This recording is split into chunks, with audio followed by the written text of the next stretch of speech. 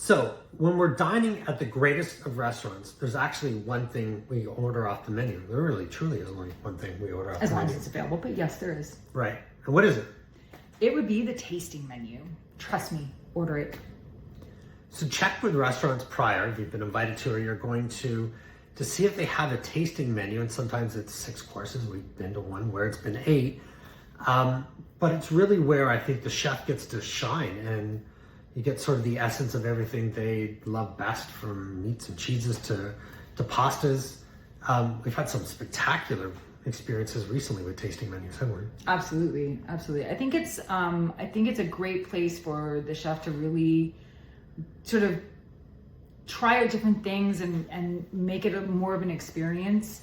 The a la carte is, it's going to be available all the time. Usually tasting menus, I find they change sometimes. Like it's not going to be the same menu every time you go. But it's really a place where you're going to have the sort of the best of the best of what the chef is available or has available to offer you. So for that reason alone, I usually go with it. And don't be fearful when we say 6-8 courses. It's not like a big Sunday meal at somebody's house and you're going to be stuffed. It's usually little bite-sized pieces, and they're beautiful. They're doing it usually because it's Instagram worthy and people love taking photographs of them. Pairing with wine is also something I don't normally do if I'm driving that evening, but you've found some great experiences where they pair with the wine and they're introducing each wine like they're introducing each course. Absolutely. Usually if there's a tasting menu, I definitely go with it. And more often than not, I will get the wine pairing that goes with it.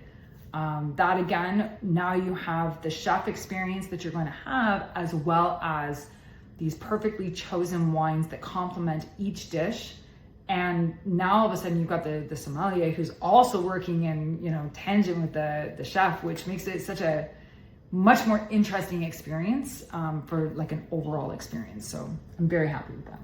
So give yourself some time. Tasting menus usually take a little while. I think 2 hours we had a waiter, Don Alfonso, I think at Valentine's Day, and he explained it properly in the beginning. He's like, well, the two of you are here for a journey. And it was, but everything is laid out so well. There's a story behind everything, from the wines that you were drinking to each course that came out. You really feel afterwards like you've been through an experience, and it's some of the greatest things we've ever tasted usually come off a tasting menu.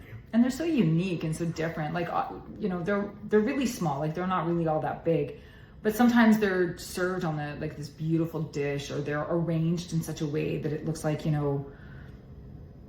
a nest or a something, or I don't know, whatever it is. But it's always like really interesting the way it's arranged and the way it's plated, and everything about it is usually very just spectacular, above and beyond. So if you've been invited to, or you're going to a spectacular restaurant, always have a look at their menu prior. And if you see a tasting menu, it's definitely worth it. I mean, you can get an appetizer and an entree at any restaurant, but if you got a restaurant with a tasting menu, it's usually 10 times above the experience you're going to get from just ordering something off the a la carte menu. And the menus are usually even more exciting. We've been to 2 restaurants now where, well, here's our normal a la carte menu, but then they open up your tasting menu and like lights turn on behind the menu to make it standard. You have to order it at that point. It's Absolutely. Just such an experience just staring at the menu. Right. Definitely. I always recommend tasting menu. Try it.